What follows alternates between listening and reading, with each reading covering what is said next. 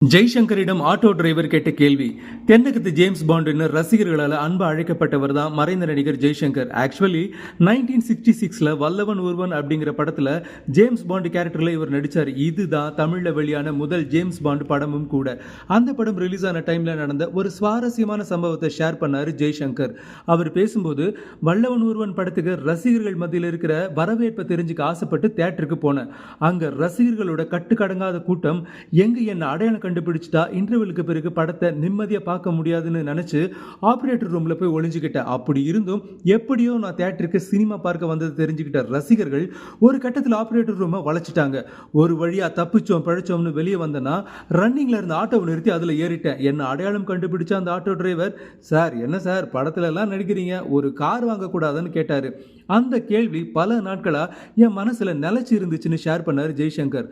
மறைந்த நடிகர் ஜெய்சங்கர் ஒரு சிறந்த நடிகர் மட்டுமில்ல, மிகப்பெரிய மனிதாபிமானியும் கூட.